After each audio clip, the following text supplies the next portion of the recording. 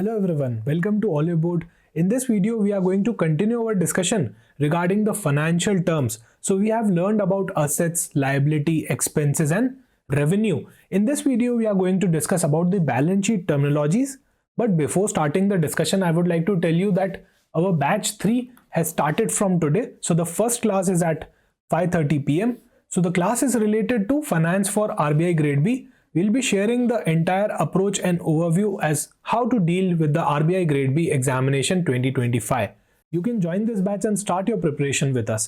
And I would like to tell you guys that there are so many videos that are being continuously published on the channel. So you can go on our channel and watch these videos related to strategy or the finance simplified series in which we are covering so many financial terms that are important for your examination. So let's get the discussion started. In the last video, we were talking about why the capital appears on the liability side of the balance sheet, right? Capital is an investment by the owner of the business. Then why it is appearing on the liability side, right? So इसका जवाब होता है business entity concept, or we can also say it as separate legal entity or business entity concept, which states that business is different from its owner.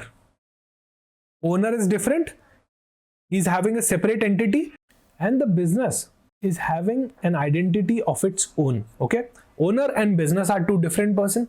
So when owner has injected capital, has introduced capital in the business, say for example, I have started a business with 1 crore. I have injected 1 crore worth of capital in my business. Now what I will expect from my business? I will expect कि वो मुझे profits कमा के दे, right? और मुझे सून मेरी capital धीरे धीरे करके बाहर आ जाए, राइट? आज हम 1 CR का कैपिटल लगाते हैं तो हम क्या सोच के बिजनेस करते हैं कि हमको एक तो प्रॉफिट हो एंड हमारी कैपिटल भी धीरे धीरे करके वापस आ जाए और हम आने वाले टाइम में अच्छा प्रॉफिट्स कमाए. Now this puts an obligation on the business. ये बिजनेस के ऊपर क्या कर रहा है? एक ऑब्लिगेशन डाल रहा है कि किसी ने कैपिटल इन्वेस्ट करी, भले ही बिजनेस के ओनर ने किए, still in the eyes of law, in the eyes of accounting, business is separate from its owner due to business entity concept, right? So this is a liability. Capital is a liability for the business. Why? Because the business needs to repay it back to the owner with profits, right? Profit is also a liability for the business. Definitely it's an asset for the owner.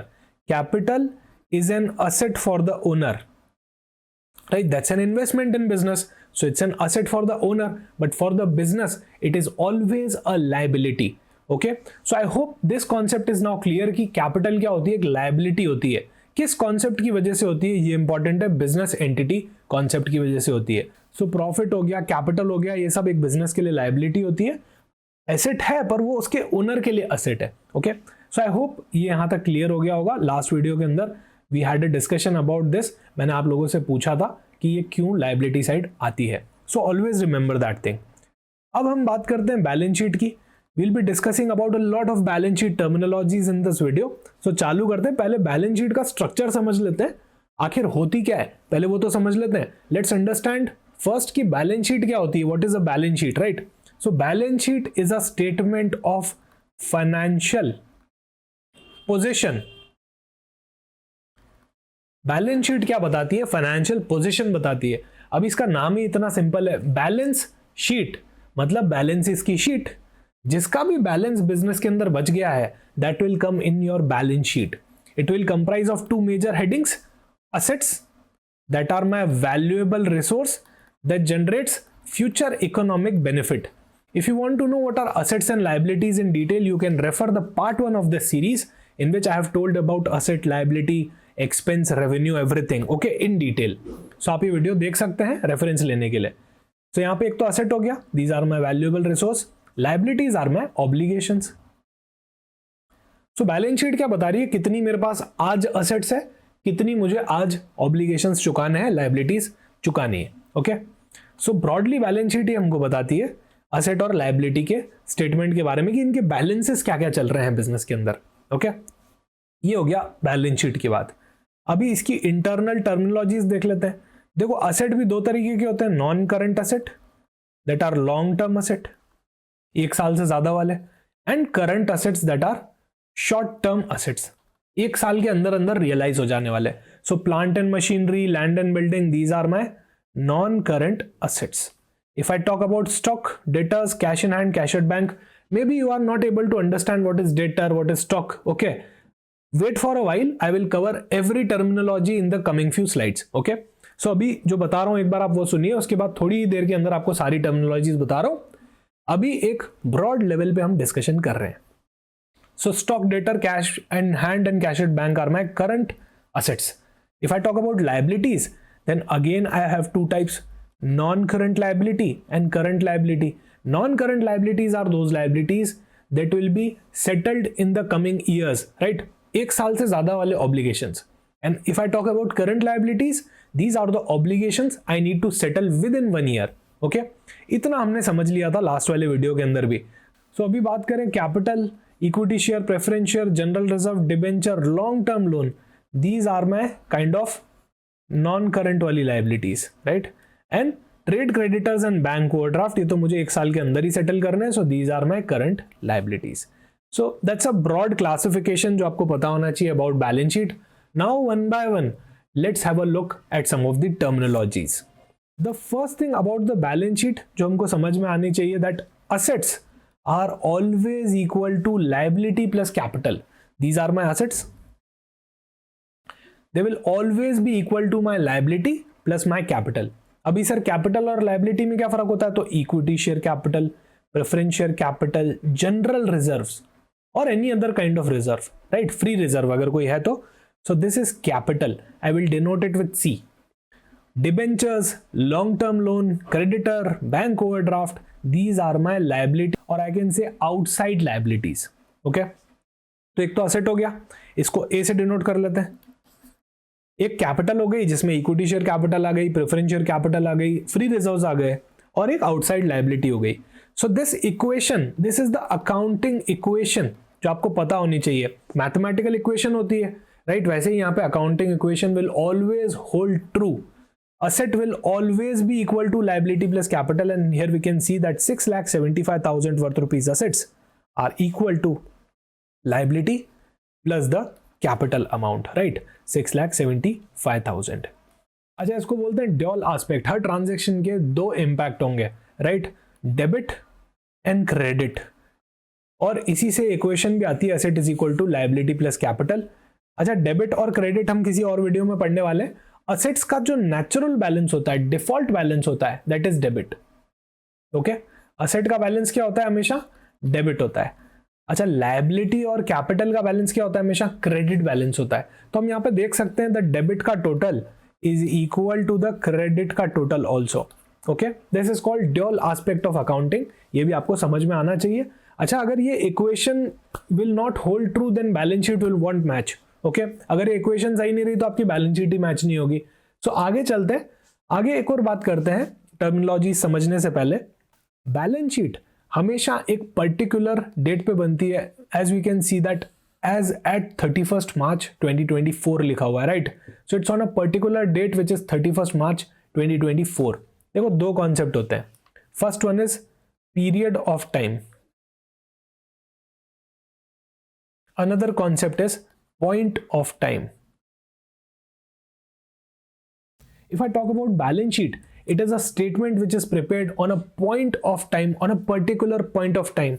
If I talk about profit and loss account, then it is a period of time statement. कहने का मतलब, जब मैं balance sheet बनाऊंगा, I will prepare it on a particular date, right? Say for example, financial year 23-24 की balance sheet बनेगी 31st March 2024 को.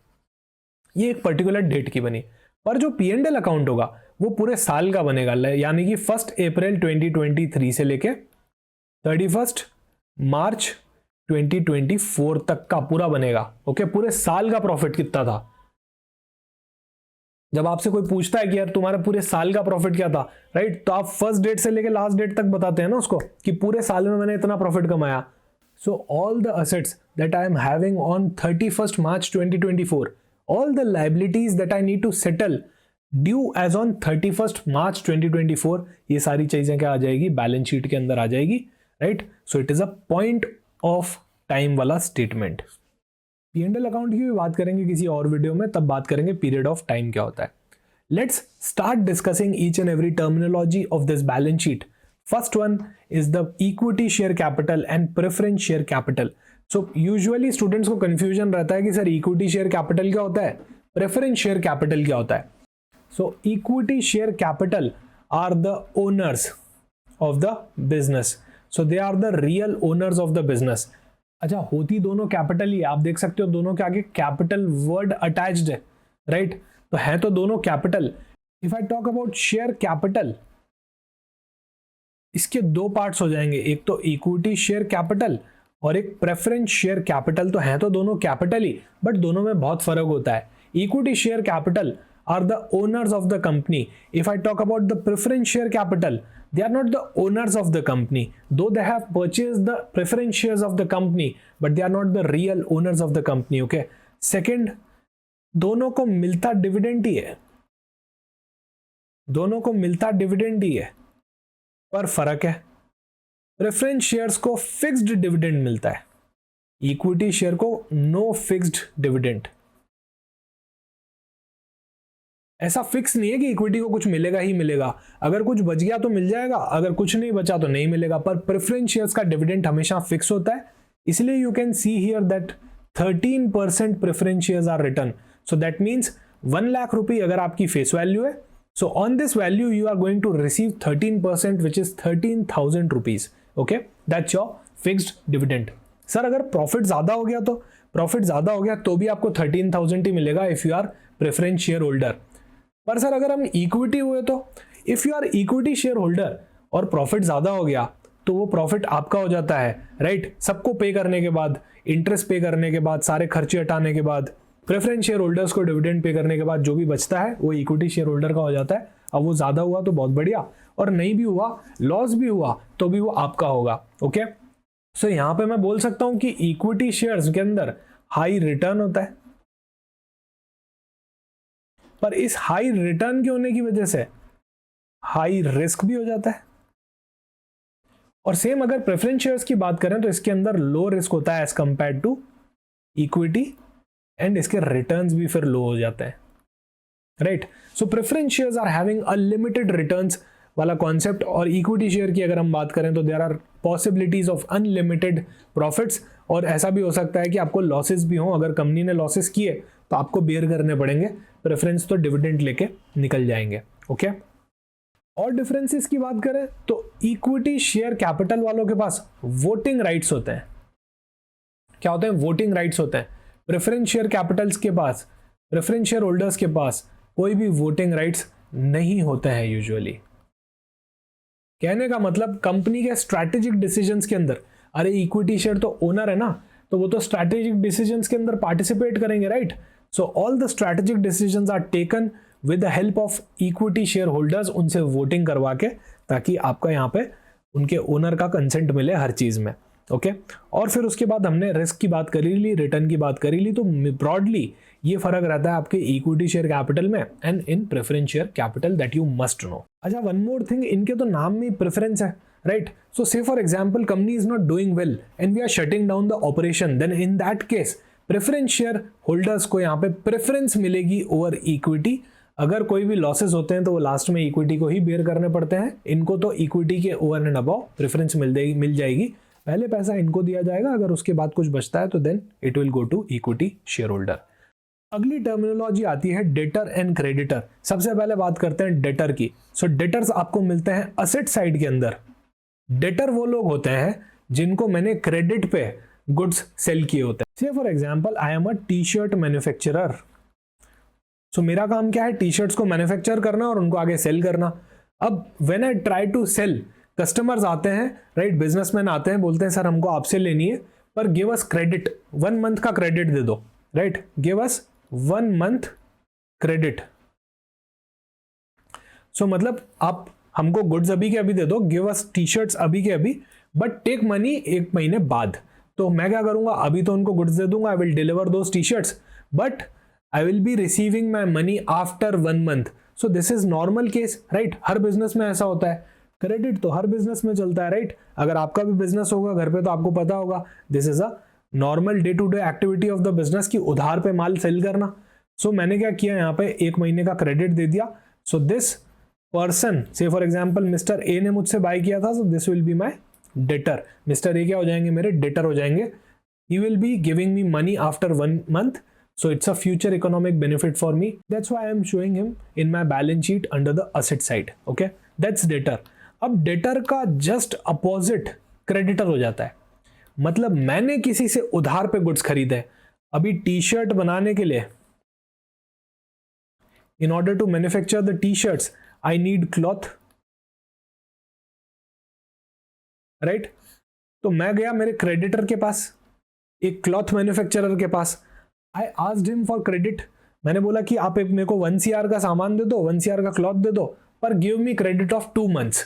Okay, give me credit of 2 months। सो मैं 2 महीने बाद आपको क्या करूंगा, पेमेंट कर दूंगा, अभी आप मेरे को 1 CR का क्लॉथ दे दो। सो अगर वो मुझे मिल जाता है तो he will be my trade creditors. अच्छा, इनको क्या बोलते हैं, अकाउंट्स पेएबल भी बोलते हैं, अकाउंट्स पेएबल भी बोलते हैं। डेटर्स को क्या बोलते हैं, अकाउंट्स रिसीवेबल भी बोलते हैं। अभी डेटर तो मेरे असेट हो गए because they will give future economic benefit, future में मुझे पैसे देंगे। But trade creditors are my obligation, I need to settle them after 2 months, right. So they are a kind of liability. So ये debtor और creditor होते हैं, इनको हम अकाउंट्स पेएबल, अकाउंट्स रिसीवेबल भी बोलते हैं। अकाउंट्स रिसीवेबल हम डेटर को बोलते हैं। याद नहीं रहे वाली टर्म, तो अकाउंट्स रिसीवेबल, रिसीवेबल मतलब कुछ मिलने वाला है, अकाउंट्स पेएबल मतलब कुछ पे करने वाले हो, राइट। सो यहां से आपको क्लिक हो जाएगा कि डेटर और क्रेडिटर किसको बोलते हैं, अकाउंट्स पेएबल को या रिसीवेबल को। अगली टर्मिनोलॉजी बात करते हैं प्रोविजंस वर्सेस रिजर्व्स। अभी देखो बैलेंस शीट के अंदर you can see general reserve, so this is a kind of reserve. Provisions अभी यहां पे गिवन नहीं है, so let's take an example. I can see in my asset side I have debtors of 2,50,000, right. So ये सबसे बड़ा item मुझे दिख रहा है। प्लांट एंड मशीनरी भी 1 लाख की है, पर डेटर 2,50,000 के हैं। मतलब मैं ऐसे बिजनेस में हूं जहां पे मुझे क्रेडिट बहुत ज्यादा देना पड़ता है, right. So this is a kind of risk, this is a kind of risk. Sir why risk, अरे 2.5 लाख रुपए लोगों से लेने हैं, वेदर दे विल पे मी या फिर नहीं दे, हो सकता है बैड डेब्ट्स हो जाए। अगर वो मुझे नहीं देंगे तो क्या हो जाएंगे, बैड डेब्ट्स हो जाएंगे। जब हमारे डेटर्स बैड हो जाते हैं तो उनको क्या बोलते हैं, बैड डेब्ट्स बोलते हैं, कि ये पैसा वापस आने वाला नहीं है, राइट। और ऐसा जनरली होता है बिजनेस में कि कितनी बार पूरा का पूरा पैसा नहीं आता है। सो आवर एस्टिमेशन इज कि इसके अंदर से 10% बैड डेब्ट्स होने की प्रोबेबिलिटी है, राइट। सर्टन है, हाईली सर्टन है कि हाँ 10% प्रोबेबिलिटी है कि बैड डेब्ट्स हो सकते हैं, पैसे नहीं आ सकते हैं। सो 2,50,000 का 10% इज 25,000। सो आई थिंक 25,000 नहीं आने वाले हैं। So in that case I need to make a provision, I'll be making a provision for bad debts because I already know कि ये 25,000 रुपए नहीं आने वाले हैं। So the better thing is कि मैं इसको पहले ही डिस्काउंट कर लूं, पहले ही कंसिडर कर लूं कि ये शायद 25,000 रुपए ना आए। So I know I have a specific purpose in my mind कि डेटर से शायद पैसा नहीं आएगा, या फिर मान लो कोई लायबिलिटी आने वाली है, राइट। कोई ऐसा एक्सपेंडिचर आने वाला है जो मुझे लगता है कि ये तो आना ही आना है। So I can create a provision उसके लिए भी। इन दैट केस प्रोविजन का मतलब क्या हो जाता है, किसी स्पेसिफिक पर्पस के लिए अगर आपने कुछ प्रोविजन बनाया है, राइट, आपने एक प्रॉफिट का पार्ट सेट असाइड कर लिया है, राइट, आपके रेवेन्यू का पार्ट सेट असाइड कर लिया है कि ये तो होना ही है, इसके लिए तो अलग से हमको पैसा निकाल के रखना है। रिजर्व्स, जनरली रिजर्व्स का कोई स्पेसिफिक पर्पस नहीं होता है, राइट। जनरली ऐसे ही बना दिया होता है ना, हमको पॉकेट मनी मिलती है, मान लो 1,000 रुपीज मिले तो 100 रुपये हमने निकाल के रख दिए कि कहीं काम आ जाए, सेविंग कर लेते हैं, राइट। क्या कर लेते हैं, सेविंग कर लेते हैं। तो ये तरह से एक तरह से क्या हो गया, स्पेसिफिक पर्पस के लिए नहीं हुआ। Provision is for a specific purpose. Example की हमने बात करी ली, प्रोविजन के अंदर क्या एग्जाम्पल हो सकता है, provision for doubtful debts, provision for bad debts. Reserve का एग्जाम्पल यहाँ पे गिवन ही है, जनरल रिजर्व हो सकता है, राइट। अच्छा, provision is a charge against profit, provision is a charge against profit. और रिजर्व तो क्या है, अप्रोप्रिएशन है, हम सिर्फ क्या कर रहे हैं, प्रॉफिट को अप्रोप्रिएट कर रहे हैं। एक और बड़ा डिफरेंस, डिविडेंड अगर पे करना हो तो वो हम फ्री रिजर्व्स में से कर सकते हैं, but we can't pay dividend out of our provisions. So this was a broad discussion about provision versus reserves, जो आपको पता होना चाहिए। अगला आता है बॉन्ड और डिबेंचर। इस बैलेंस शीट में आपको डिबेंचर्स गिवन है, राइट। तो यहाँ पे आप देख सकते हो 15% डिबेंचर्स गिवन है। अभी बॉन्ड और डिबेंचर में क्या फर्क होता है? बेसिकली दोनों ही क्या है, फिक्स्ड ऑब्लिगेशंस है बिजनेस के लिए, बट बॉन्ड्स क्या होते हैं, सिक्योर्ड होते हैं, secured by any asset, right. इनके पीछे कोई ना कोई कोलैटरल होता है यूजुअली, और डिबेंचर्स यूजुअली क्या होता है, इनके यहाँ पे क्या होते हैं, अनसिक्योर्ड होते हैं, इनके पीछे कोई कोलैटरल नहीं रखा जाता है। ये बेसिक डिफरेंस है, बाकी दोनों में कोई ज्यादा फर्क नहीं है, आप इनको लोन की तरह ही समझ सकते हैं। अच्छा, बॉन्ड जो होते हैं इनका ऑब्वियसली इंटरेस्ट रेट्स थोड़े से कम होते हैं as compare to debentures, because ये तो सिक्योर्ड है, और डिबेंचर्स क्योंकि अनसिक्योर्ड है, लोग आपको बिना सिक्योरिटी रखे ही पैसा दे रहे हैं, राइट, बिना सिक्योरिटी के ही आपको पैसा दे रहे हैं लोग, तो इन दैट केस आपके डिबेंचर्स थोड़ा सा ज्यादा यील्ड देते हैं as compare to bonds. Major difference इसके अंदर यही रहता है। यहाँ पे स्टॉक की बात करते हैं। Stock, as you can see the stock in the asset side, this is the thing in which I am doing the business. Say for example, if I am a t-shirt manufacturer, then this t-shirt are stock for me, right? Stock के भी बहुत सारे parts होते हैं। Raw material, मैं एक बार T shirt बना रहा हूं तो क्लॉथ मेरे लिए रॉ मटेरियल हो गया। वर्क इन प्रोग्रेस, अभी क्लॉथ को प्रोसेसिंग में डालूंगा टी शर्ट बनाने के लिए, right, so the work is in process, so that's WIP, ये भी स्टॉक है। और फिनिश गुड्स, जब मेरी टी शर्ट रेडी हो जाएगी, सो that is a finished good for me. अच्छा, मैं ट्रेडिंग भी कर सकता हूं, किसी से टी शर्ट बाय करी और एज इट इज सेल कर दी, so that is again stock in trade, right, for me. तो स्टॉक के 3 पार्ट्स हो गए, raw material, WIP and finished goods. Stock मतलब जिनके अंदर मैं डील करता हूं, ओके। अगर मैं कोई और काम में करता हूं, मान लो मैं पेन बना रहा हूं, तो पेन मेरे लिए स्टॉक हो जाएगा। इस तरह से डिफरेंट बिजनेस के लिए अलग अलग होता जाएगा। अभी समझना, हम अभी तक टी शेप्ड बैलेंस शीट देख रहे थे। देखो, ये टी शेप्ड फॉर्मेट है, right, this is a T shaped format in which right hand side पे तो मैंने असेट बता दी, लेफ्ट हैंड साइड पे मैंने आपको लायबिलिटीज बना दी। ये जो होता है, ये पहले बनाया जाता था, आज भी छोटे बिजनेस यही बनाते हैं, पर जो कॉर्पोरेट एंटिटीज होती है, जो कंपनीज होती है, जो बैंकिंग कंपनीज होती है, वो अलग तरीके की बैलेंस शीट बनाते हैं। अभी बात करते हैं ऐसी कंपनीज की जो गवर्न कहां से होती है, कंपनीज एक्ट से होती है, तो they will prepare the balance sheet as per schedule 3 of the companies act. Schedule 3 में एक अलग सा फॉर्मेट गिवन है, उसके हिसाब से आपको बैलेंस शीट बनानी पड़ेगी। अभी एक बहुत बड़ी कॉर्पोरेट एंटिटी की बात करते हैं, इंडिया में होते हुए रिलायंस की अगर बात नहीं करी तो फिर क्या किया, तो रिलायंस इंडस्ट्रीज का एग्जाम्पल लेते हैं। देखो, इसकी बैलेंस शीट है, बिल्कुल अलग टाइप से बनी हुई है, राइट, इक्विटीज एंड लायबिलिटीज, फिर उनकी टर्मिनोलॉजीज आ गई, फिर उसके बाद आपका असेट्स आ गया, राइट, नॉन करंट असेट हो गया, करंट असेट हो गया। हालांकि टर्मिनोलॉजीज लगभग सेम है, पर फॉर्मेट बिल्कुल डिफरेंस है। हम तो अलग टाइप से बना रहे थे, ये तो एक वर्टिकल फॉर्मेट के अंदर बैलेंस शीट बनती हुई हमको दिख रही है। सो this is a schedule 3 balance sheet. अगर हम नोट्स टू अकाउंट्स में जाके देखें रिलायंस इंडस्ट्रीज के, तो क्लियरली रिटर्न है कि ये शेड्यूल 3 के हिसाब से बनाई गई है, राइट, शेड्यूल 3 के हिसाब से बनाई गई है। अभी हमको क्या करना है, सर टी शेप पता होनी चाहिए, शेड्यूल 3 की पता होनी चाहिए, तो आपको दोनों का आइडिया होना चाहिए। देखो, शेड्यूल 3 जो होती है वो कोई बहुत ज़्यादा डिफरेंट नहीं होती है as compare to T shape balance sheet. थोड़ा बहुत टर्मिनोलॉजीज में चेंज और थोड़ा बहुत स्ट्रक्चर में चेंज। अगर यहीं मैं बैलेंस शीट को इक्विटी एंड लायबिलिटी लिख के ये सारे असेट्स को इसके नीचे प्रेजेंट करने लग जाऊं, राइट, असेट्स को मैं कुछ इस तरह से प्रेजेंट करने लग जाऊं, तो ये वर्टिकल शेप हो जाएगा बैलेंस शीट का। तो थोड़ा सा स्ट्रक्चरल चेंज है, प्लस थोड़ा टर्मिनोलॉजीज के अंदर भी चेंज है, जो आपको पता होना चाहिए। एक ओवरव्यू होना चाहिए कि शेड्यूल 3 के हिसाब से कंपनीज क्या करती हैं, बैलेंस शीट बनाती हैं। अभी बैंकिंग कंपनीज की बात करते हैं। अब सर, बैंकिंग कंपनीज की बैलेंस शीट तो और अलग दिख रही है हमको। वहां पे तो इक्विटी एंड लायबिलिटी आ रहा था, यहाँ बैंक के अंदर तो कैपिटल एंड लायबिलिटी आ रहा है। फिर इसकी टर्मिनोलॉजीज भी अलग दिख रही है हमको। अरे तो टर्मिनोलॉजीज तो अलग होंगी ना। ये बैलेंस शीट है HDFC बैंक की। अभी आपका बिजनेस मॉडल ही चेंज हो गया, राइट। पहले आप क्या कर रहे थे, रिलायंस इंडस्ट्रीज के ओनर थे, तो वहां पर आपका बिजनेस अलग है। बैंक में आप क्या कर रहे हो, लोगों को पैसा उधार दे रहे हो, right, you are lending money, you are accepting deposits. तो बिजनेस ही चेंज हो गया, तो बैलेंस शीट तो चेंज होगी ना।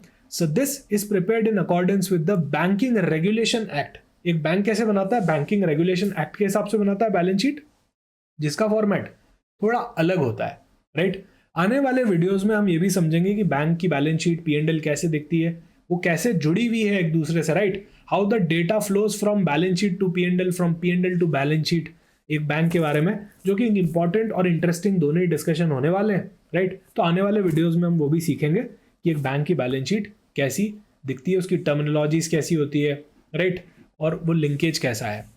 So thank you so much for watching this video. मिलते हैं किसी और वीडियो में।